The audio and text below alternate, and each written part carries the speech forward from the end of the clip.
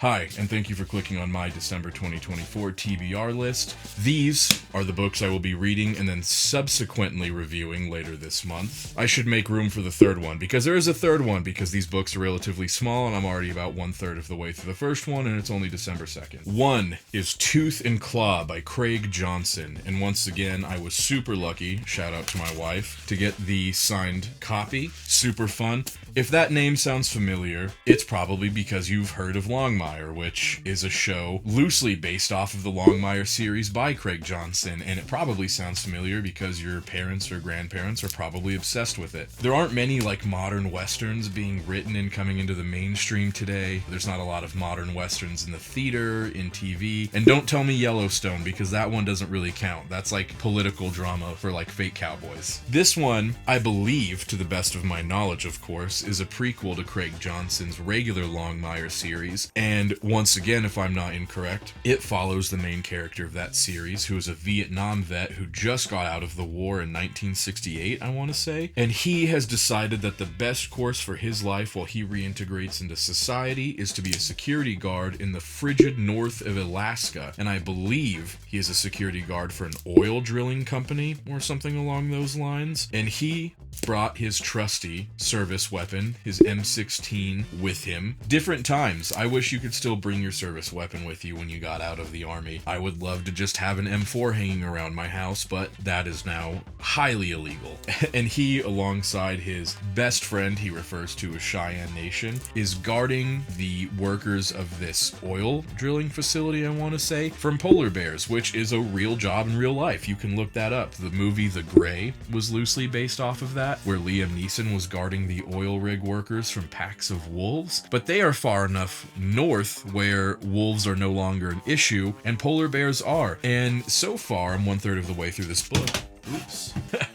Scratch that. I am 1/3 of the way through this book, and so far it seems super fun, and the author does an amazing job at making polar bears as horrifying as they really are. They are the apex predator of apex predators, so much so that they will actively hunt humans, and they have no qualms about eating them and risking their lives to do so. They are horrifying man-eating machines that are nearly twice the size of a grizzly bear, I think. And the fear and horror and pseudo-mysticism surrounding polar bears and the Alaskan culture is super well demonstrated in this book. I'm having a good time thus far, can't wait to review it, and if you've ever been curious, I think this is a great starting point to jump into the Longmire series. If you were a fan of Hatchet or any sort of outdoors survival book as a kid, it's probably super up your alley. It's not a very hard read, it's super short, it's super fun, there's not a lot of character depth to it, but I enjoy it greatly. Alright, book number 2 is going to be The Way by Carrie Groner. If I said that wrong, I apologize, but I believe I said it correctly.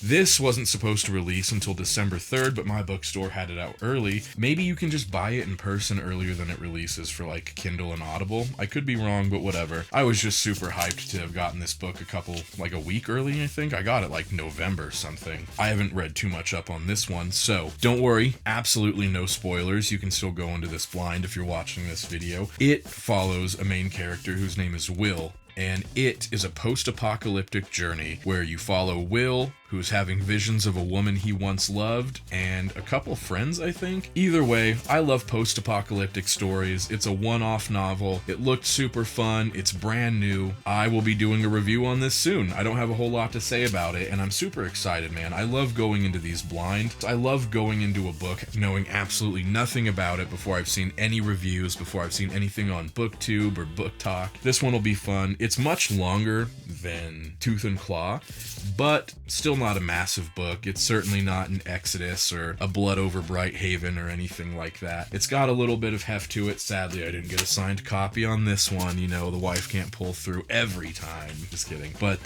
this one will be super fun, and I'm looking forward to it. So if you need something brand spanking new to read for the month of December, Carrie Groner's gotcha. Alright, my third book for the month of December is... Let me see. Can I make my hand flat? Boom. There you go. I'll edit that in later. It's going to be Sword of Kaigen. I know it came out forever ago. I meant to read it forever ago, way before I started this YouTube channel, but I just finished Blood Over Brighthaven, as you know if you watched my review video, and ML Wong just got picked up by a regular publisher, which is why I just read Blood Over Brighthaven instead of months ago like I should have. It's finally out in your traditional book and mortar stores, so I'm gonna go pick up a copy of that. I already have it on my Kindle. Sword of Kaigen follows a young man who lives in a village dedicated to training these young boys in a samurai-esque fashion, and I believe it has a lot to do with propaganda, war, and how we as a society treat that.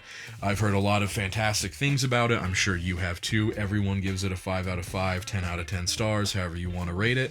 It looks super fun, and there's not a lot coming out this month, so I think it's kind of time to catch up on my backlog. That being said, that's my December 2024 TBR. If I am not aware of anything fun coming out soon, please let me know. It's super hard to keep up with all of the new releases. So if there's something fun in the fantasy sci-fi world coming out in December, by all means let me know. I'll add it to my list, try to get it done. But that's it. Thank you.